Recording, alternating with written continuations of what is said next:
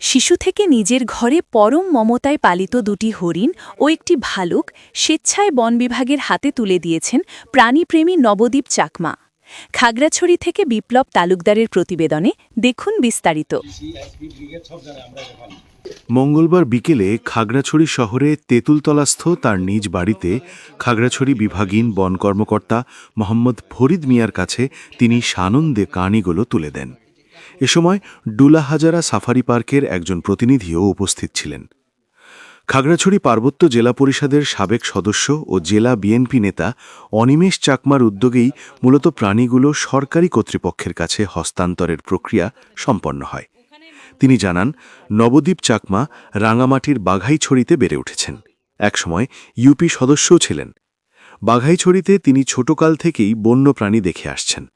দরিদ্র মানুষদেরকে হাঁকে বাজারে শিকার করা হরিণের মাংস বিক্রিসহ নানা ধরনের প্রকৃতি ও প্রাণবিনাশী কর্মকাণ্ড থেকে বিরত রাখার চেষ্টা করে আসছেন। নবদ্বীপ চাকমা জানান, এখন তিনি পেশায় একজন প্রথম শ্রেণীর ঠিকাদার। খাগড়াছড়িতেই থাকেন। বিভিন্ন মাধ্যমে খবর নিয়ে জীবিত ও আহত বন্যপ্রাণী সংগ্রহ করে তাদের লালন পালন করে তিনি আনন্দ ও স্বস্তি লাভ করেন। ভগবান বুদ্ধের অমীয় বাণী জীব হত্যা মহাপাপ, এই নীতিবাক্য মেনে তিনি বন্যপ্রাণীর জীবন রক্ষার চেষ্টা করেন। নবদ্বীপ চাকমা জানান, আজকে হস্তান্তর করা দুটি হরিণ তিনি একদম শিশুকাল থেকেই লালন পালন করেছেন। ভালুকটি আহত অবস্থায় পেয়েছেন, বানরটিও সুস্থ ছিল না। দীর্ঘদিন ধরে এগুলো যথাযথ কর্তৃপক্ষের হাতে তুলে দিতে চাচ্ছিলাম, পথ ও মাধ্যম খুঁজে পাচ্ছিলাম না। অবশেষে অনিমেষ চাকমার রিঙ্কু বাবুর মাধ্যমে প্রাণীগুলোর জীবনের একটি নিরাপদ ঠিকানা পেলাম বলে ভালো লাগছে।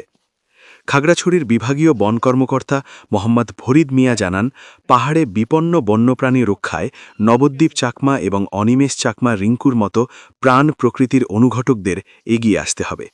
আমরাও ঊর্ধ্বতন কর্তৃপক্ষকে এই ধরনের সংগৃহীত বন্যপ্রাণী রক্ষাকারীদের উদ্বুদ্ধ করার প্রস্তাবনা পাঠাব। তিনি জানান, সাফারি পার্কের প্রতিনিধিকে ডেকে আনা হয়েছে, প্রাণীগুলো যত শিগগির তাদের কাছে পৌঁছে দেয়া হবে। উল্লেখ্য, প্রাণীগুলো হস্তান্তরের সময় নবদ্বীপ চাকমার পরিবারের সবার চোখে জল নামলেও প্রত্যক্ষদর্শীরা তাদের মন ভরা ভালোবাসা জানান।